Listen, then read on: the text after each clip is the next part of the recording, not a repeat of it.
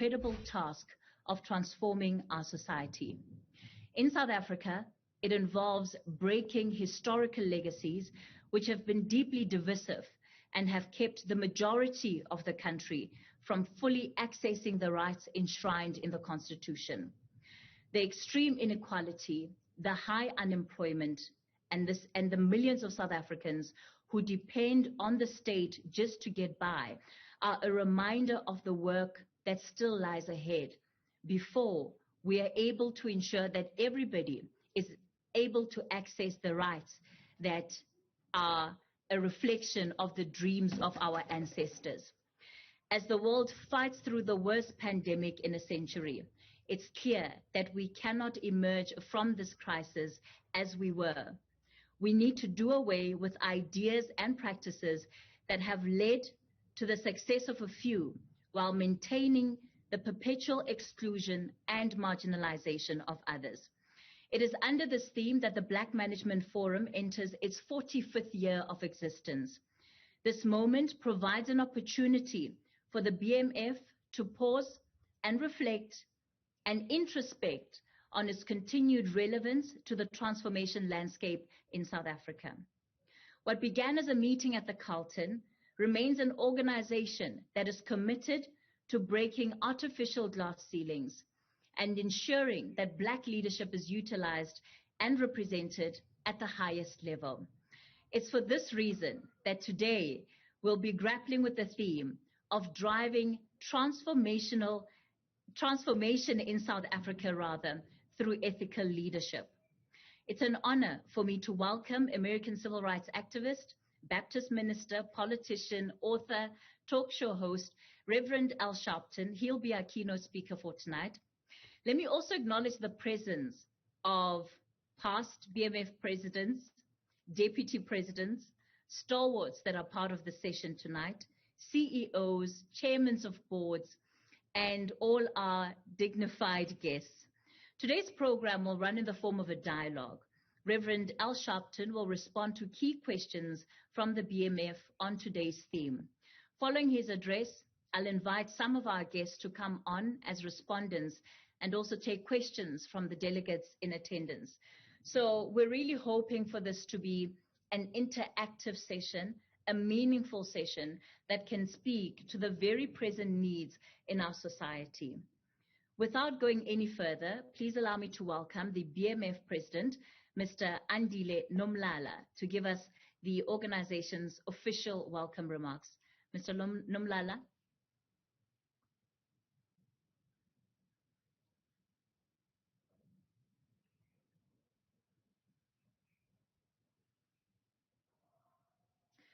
Andile.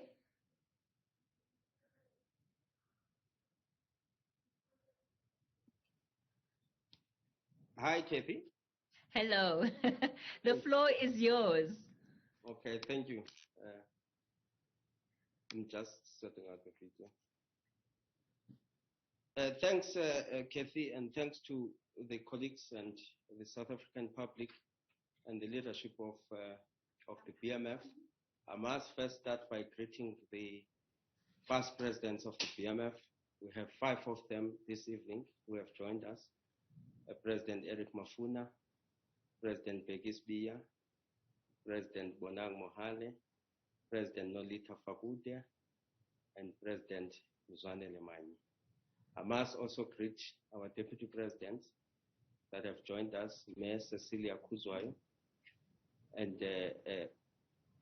Dumisani Mpafa, and the president of and the deputy president of BMF, Mamuth Tembagaze Mnyaka. Let me start by welcoming our guest and greet Dr. Al Sharpton. And my address is just going to be simple, Kathy, is that I want to welcome South Africans and I want to welcome everybody to the first inaugural lecture of the BMF 45th birthday. This evening accounts for the momentous occasion in the BMF. We have achieved a milestone. Many Black organizations don't live to stand this time and a long period as we have. The BMF was formed in a very crucial time and critical times in our history, when the black people were subjected to subjugation of apartheid, where black people had to endure the pains of exclusion, both socially and economically. And that has lived with us till today, where many of the situations that we find ourselves in are a culmination and as a result of what happened to us in the history of both colonialism and apartheid. Dating back to when the BMF was formed, it was formed under a very difficult period where black managers were not even recognized as people that must be part of management in corporate South Africa at the time. And fast forward to 45 years ago, we still have a very dire picture of black managers that represents the black managers' representation in corporate South Africa. The picture that we have today, Kathy, is that we have a limited number of not more than 15.2% of top managers that are occupying corporate South Africa at the higher echelons of corporate South Africa.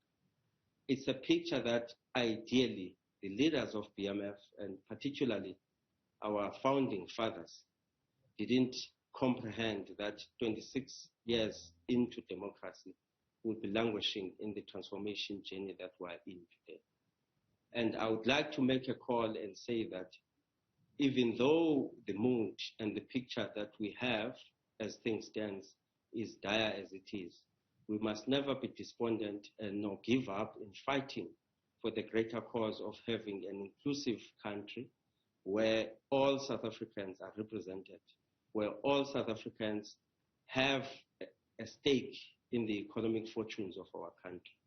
We need to make sure that we don't relent, we don't stop, and we must fight relentlessly in making sure that we achieve the vision and the democratic vision of Babu Nelson Mandela, Albert Luthuli, Walter Sisulu, Oliver Tambo, a vision of South Africans living side by side, occupying the equal space, the equal opportunities, and enjoying enjoying the fortunes of our country. The challenges that we are faced with today are the challenges that sit in the shoulders of my generation, to be more precise, where as the future of this country, we must make sure that we fight a battle that would ensure that whatever that happens in the future, we ensure that we achieve economic freedom in our lifetime. I call upon my generation and the leaders in my space, both in public space, in corporate sector, in civil society, and even in labor formations. I call upon all of them to make sure that when we engage today and we engage in the struggle of changing the fortunes of our country, we must not compromise on our own integrity and our ethical standing. We have a country, Kathy, that has been very exposed by the COVID pandemic, where the economic fortunes of our people have caused directly and indirectly their death when it comes to them being not able to prevent themselves from being exposed to COVID, their economic conditions of traveling with public transport, having to go buy food and earn some ends meet, has exposed them and directly affected their families. We have lost many South Africans, and we have lost many livelihoods in the same breath. There are many of our people who are now languishing on the streets without jobs, and the commitment that both we should make. This is not the responsibility of government anymore, Kathy, alone. It's a responsibility of each and every one of us, particularly the opportune people that have benefited one way or the other in the democratic dividends, which is the likes of black professionals, the likes of black business owners, the likes of every other South African, more so our white counterparts and our Indian community, whom, when we look at the reflection of their own economic standing, we see that they have much advantage than the rest of us. But I call upon today on the 45th platform of BMF to say to Black professionals who have benefited through the schooling via the NSFAS and who have benefited through the schooling via the opening of the doors of learning, that your responsibility can't be only reduced to being the bearers of fortunes to your families. We must have a bigger responsibility. We must have a bigger vision to carry one another, to carry our society, to carry those that are languishing in the doldrums of poverty, who are still left behind, who are still outside of the system, who are still left outside of the doors of economic freedom. It is our responsibility. It's a call that younger South Africans who have the energy, the skill, the acumen, and the vision to carry South Africa forward must come to the fore. We say to Dr. Al Sharpton that we're very grateful that he's joining us. We're very grateful that he has agreed to come and speak to South Africans, to come and speak to Black professionals, to come and speak to the rest of the continent. We know that he enjoys a very good relationship with Dr. Lumumba.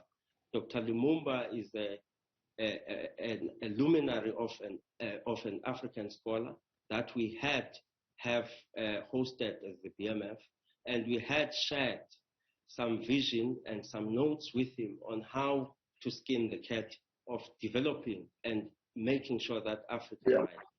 We say this, Dr. Al Sharpton, that we appreciate the fact that you have joined us, and we can see that you are on the screen, you are part of us.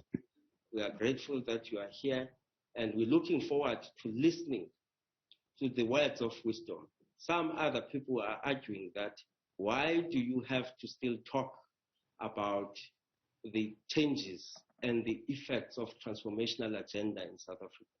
We can't stop from engaging, Dr. Al Sharpton. If we do stop engaging, we will cease to have the vision. We will cease to derive the mission. We will cease to see beyond the squabbles and the squalor that we're in. We have to engage across the diaspora, across the continent. We have to talk to each other to see how, at the very end, when we have put our heads together, how would we be able to take ourselves, particularly the marginalized and the poor, out of the squalor of poverty? South Africans are thirsty of knowledge. South Africans are thirsty of developing themselves to be the better people that they want to be. We don't want to complain and cry about the situation and the crisis that we find ourselves in. All we want to be is to be obsessed about the possibility of taking ourselves out of this world. I am not going to sit and demean the 45th years of PMF by complaining. I'm not going to appoint or apportion blame to any individual, even though we know that some of the situation that Black people find ourselves in our country is out of our own goals. But tonight is not the night for us to think negative. Tonight is the night where we say Black power must rise. The vision of our own ancestors, the vision of our liberation heroes must live through our blood, must live through our veins, must live through our minds to ensure that we liberate Africa, we liberate South Africa, we liberate the Black people of the world. And our participation and our invite to you, Dr. Al Sharpton, is mainly linked to that. We know that you are a friend of the BMF. Our own founding president had some meetings with you. He had visited the civil rights movement in the US in the late 70s. That's when he cemented the position of the founding of BMF. We are saying that we are very grateful that today you are back with us. You are back to share the same vision and the journey that Black Americans that are suffering in the US, the same vision and mission that South Africans in South Africa are facing. There is no excuse, and we cannot shift blame. We don't want to make any other person, we don't want to make our problems as Black people other people's problems. Our problems must be dealt and be attended by us. It's now the time. It's now the time or never where we must complain. It's now the time we must use the opportunities, the abilities, the skills, the networks, the business relationships that have been gained over the years to build a black race, to develop a successful, prosperous, and courageous leadership amongst ourselves. And we are convinced that in the BMF, we are more than capable. And we are convinced that our energy, our vision will be infused in our own country, will be infused in our own continent, and we will ensure that all of us, as a people, will succeed. We will never abandon the vision of non-racialism in South Africa. It might look darker now, it might look impossible now, but we know that if we achieve non-racialism, we live side by side with our own white counterparts, irrespective of how difficult and how excluded we are. But when we want to achieve non-racialism, we must never do that at the altar of compromising the interest of black people, the interest of advancing economic fortunes of black people. That's why we are convinced that with the right pieces of legislation, with the right visionary leadership that is committed in building and developing collectively the interest of South Africans, we can achieve. We will never think that there will be a time in history where leaders won't be born, where leaders won't come around that could realize the dream that we share. We share the dream that South Africa belongs to everybody that lives in it. We share the dream that South Africa must physically, psychologically, socially reflect that it must be shared by all who lives in it. It's unacceptable. It can't be accepted that some amongst us live in squalor. Some amongst us live in dire human conditions, conditions that are not acceptable for human settlement. It can't be that when we share the vision of a united South Africa, we must accept that there are others that live under the bridges. There are others that are out of jobs. The commitment I make tonight on the 45th, looking to another 45 years of BMF, is to call upon all black professionals, all young, youthful black professionals to commit to a cause of changing the future. If it means that we must participate in politics, let's do so. If it means that we must now roll up our sleeves and focus on collective development through buying black power, through building parallel businesses, through using the COVID crisis to take it as an opportunity to reset the button where we are prepared to lay our heads and lay our hands to make sure that the generation that comes after us would have a better economic fortune than we have. The commitment that we must make is that we have been raised under difficult conditions and we have at least survived to a level of being called the middle class. We are not as poor as our sisters and brothers.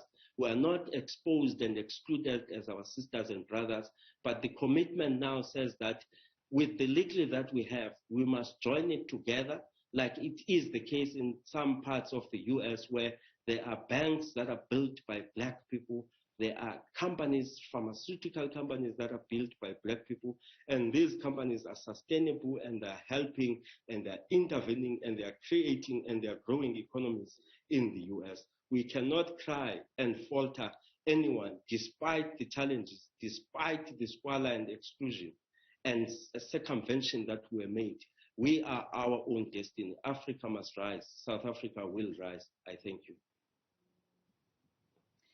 Thank you so much for those words, Mr. Nulala. And of course, you can expect to hear later from him as he responds to the address by Reverend Al Sharpton and also engages on some of the issues that you as our delegates will raise through this conversation.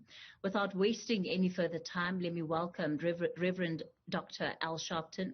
He's the founder and president of the National Action Network, a not-for-profit civil rights organization formed in 1991 with over 100 chapters nationwide, including a Washington, D.C. bureau and regional offices across the U.S. As one of the nation's most renowned civil rights leaders, Reverend Al Sharpton has been praised by President Barack Obama as the voice of the voiceless and a champion for the downtrodden. Reverend Al Sharpton also hosts a daily radio show, Keeping It Real with Reverend Al Sharpton, and a national cable news television show titled Politics Nation, and he's also an established author. Reverend Sharpton, the floor is yours. Well, thank you very much. First of all, let me say how honored I am to be here with you on the 45th anniversary of Black Management Forum. Clearly, as I was listening to my brother speak, I thought of how, first of all, we must understand that we come out of a common situation, both in South Africa and in the United States. And in many times when we come out of being oppressed, exploited, and marginalized, the temptation is to easily turn on each other rather than turn to each other. So I want to share in my experiences and the experiences that we've seen in the African American struggle and how we can learn from each other as we evolve toward the total empowerment and liberation of our people across the diaspora. Because it must be made clear that unless we are empowered, we're not truly liberated. And empowered does not mean the empowerment or enrichment of a few. It is where the all goes and rises together. One of the things that we saw, let me use the United States as an example. We were brought to the United States and enslaved in 1619, even before they had a government. They didn't even have a Declaration of Independence and then the U.S. Constitution until the late 1700s. We were already here enslaved for 162 years before they formed a government. And even when they formed it with the language of liberty and justice for all, they did not consider us as part of that. In fact, we were by law considered just 3/5 human, and they counted that so that there could be some population growth in southern states. We fought all the way to the Civil War when the United States was divided between the South and the North, the Confederate and the Union, and reluctantly Abraham Lincoln allowed some of the slaves in the southern states, Confederate states, to join the Union Army. And we helped to fight to save the Union. So it's many ways around the world. People talk about how President Abraham Lincoln freed the slaves. And in some respects, his proclamation did. But the fact of the matter is that the slaves also freed Lincoln. Because if we had not joined the Union Army, they would have lost to the Confederates. They were losing battles until 200,000 former slaves joined the Union Army and backed the Confederates up and made what became a victory and saved the Union. Well, preparing right after that, they formed what was called in the United States Reconstruction. Under Reconstruction, we got the right to vote and the right to our own families, because under slavery, we could not marry. We could not name our children after ourselves. We were named after the slave master. And as we went through that Reconstruction period, we put 22 blacks in the Congress of the United States, and we began building our churches. Out of our churches, we built our businesses. We built our historic black colleges. We built our institutions around health and other areas. Then there was a backlash. And the backlash, they used the courts, they used terrorist organizations like the Ku Klux Klan. And by the turn of the 20th century, we had lost all the 22 blacks. We lost our businesses. There were things like just wiping out whole areas of black economic development. And it went on until the 1950s when we legally were able to fight Brown versus the Board of Education, saying that separate is not equal and that you cannot separate, and on into the civil rights movement that began to restore some of those rights. Again in the 80s, backlash under Ronald Reagan and others who supported the apartheid regime in South Africa. They supported the stepping back in the United States of certain things gained, and became the war against affirmative action, which meant that those corporations that had discriminated no longer had to have diversity in not only who they hired, but who they did business with. One of the things that we must not do is act like African people, whether they're in America or whether they're in South Africa, are synonymous with poverty. We cannot glorify not having. We must have those that have and those that have not understand that we are bound together, because it was the systemic racism that stopped entrepreneurship, that stopped black management, and stopped the black masses at the same time. Sometimes you end up with their fighting each other, and the masses fight the managers, and the managers fight the entrepreneurs, rather than having a collective strategy that we rise up together. We need entrepreneurship because we need to be able to own and operate basic things in our community.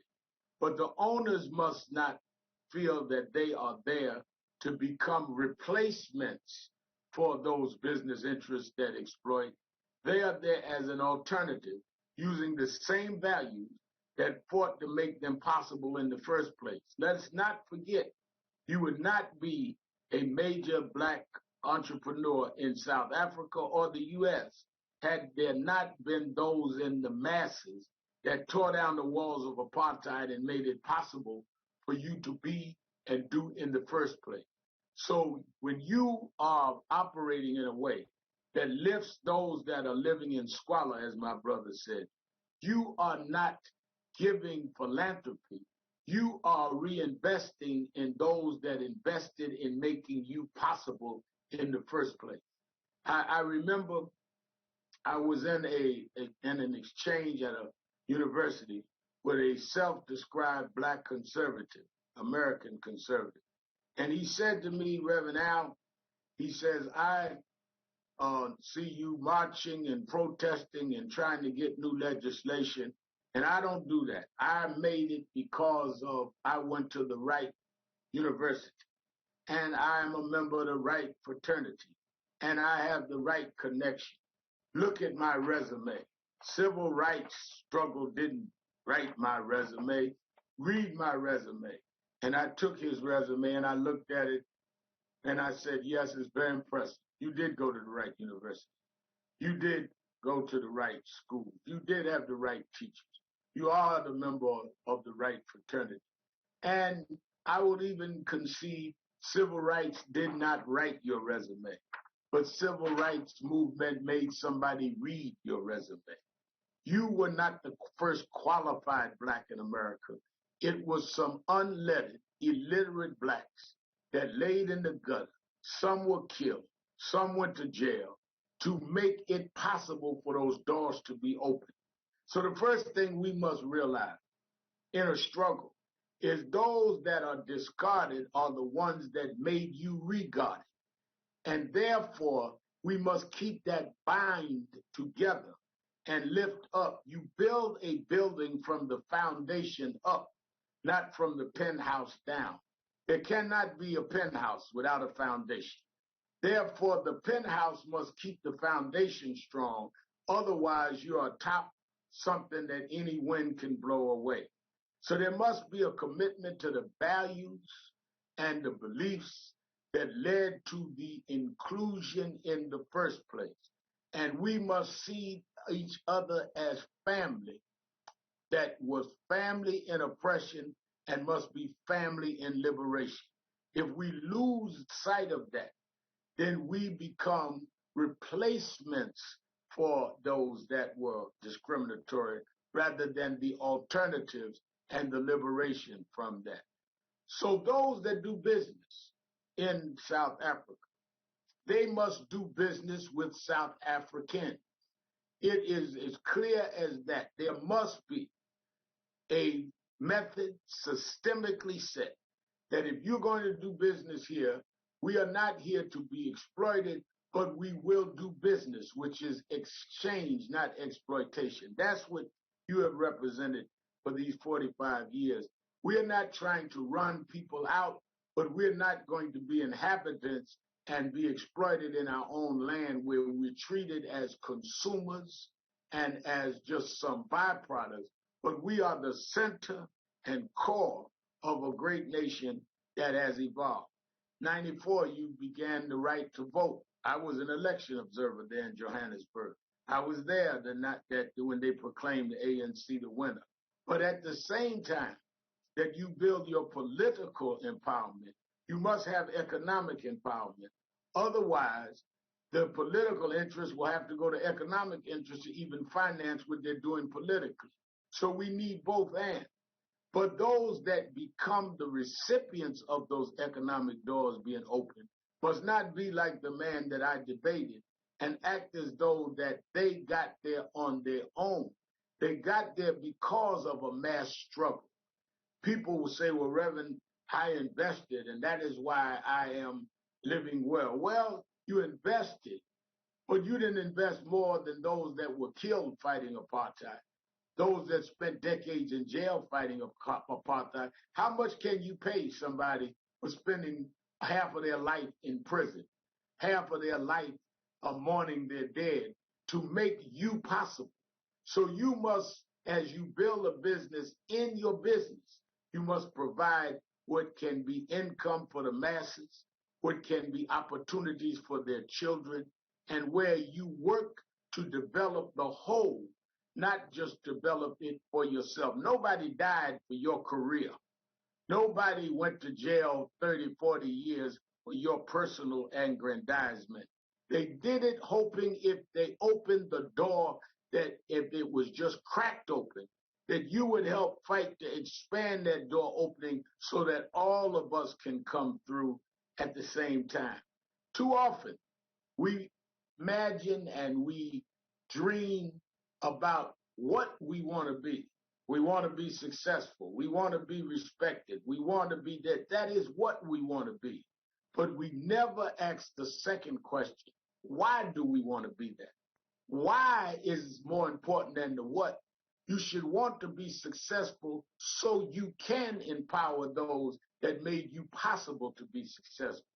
Why means that you want to be the pillars of a society that is fair with equal opportunity and equal protection under the law. We're not looking to replace white slave masters with black slave masters. We're looking for freedom for everyone. And that comes to reminding us of our values and our commitments, what made it possible in the first place. The challenge we have is to learn from each other and to stand together and build from the bottom up and rise up. We ought to sit and look at the squalor we see, people living under bridges, people living in the streets, and see that as our challenge to use our resources, our businesses, that at one level makes those that are white and the landowners in South Africa understand that we must lift them, and at the same time as we lift them, they help us to fight to make sure those landowners and businesses deal in a fair and equal way with our black businesses and our black land ownership so that we end up having the economic empowerment that did not come along with the 94 elections. That must come along with the transformation now of how we set an economic order.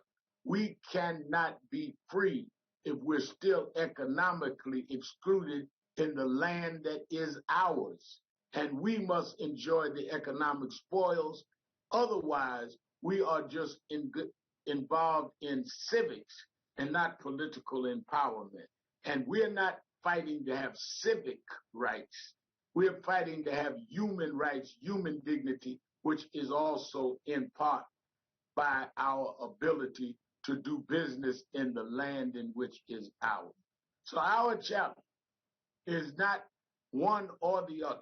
It is not the thesis or the antithesis. It's the synthesis of how we, yes, build those that are successful, but how we at the same time make that success work across the board to lift all at the same time. It's not enough to show me several black billionaires in South Africa or in the United States while the masses are still squalor.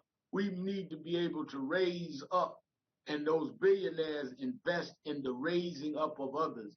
And you judge your wealth by you using the opportunities you had to not buy perks and things that make you comfortable, but by increasing the viability of the families all over the land. And South Africa then becomes the epicenter and the example to people all over the world of how we liberated and empowered a nation at the same time.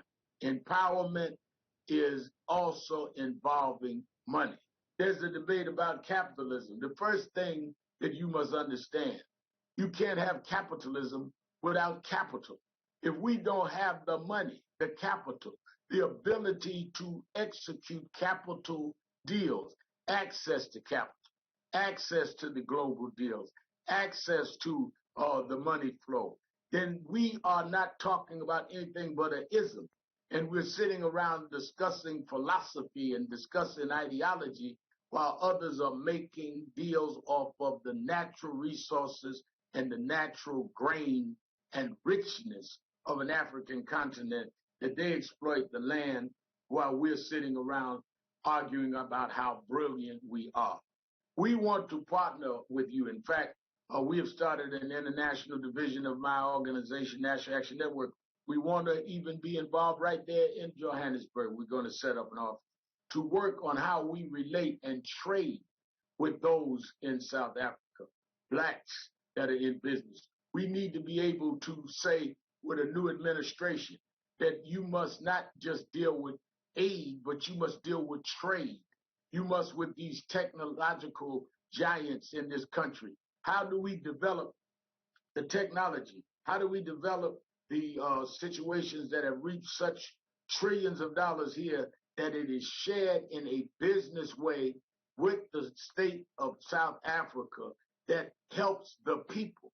There are areas in South Africa that is still broadband deserts. How do we deal with that? How do we make sure that information flows and that our trained and astute and able managers are handling the business? We don't need you to export that.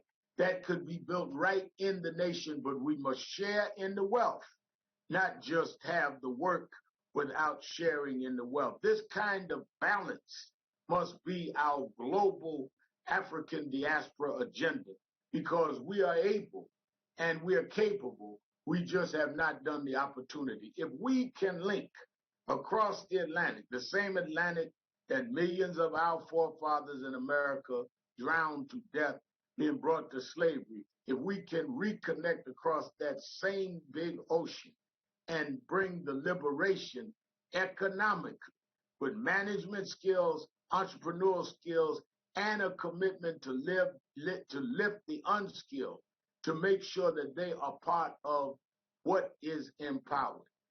We have developed too often in our nations in Africa, in our states in the United States, a crab in the barrel mentality, where every time one crab moves up, the other crabs pull them down. The fight is not crabs in the barrel. The wisdom of it is if you step back and look at crabs in the barrel, the way there is enough for all of the crabs is that they collectively take the lid off the top.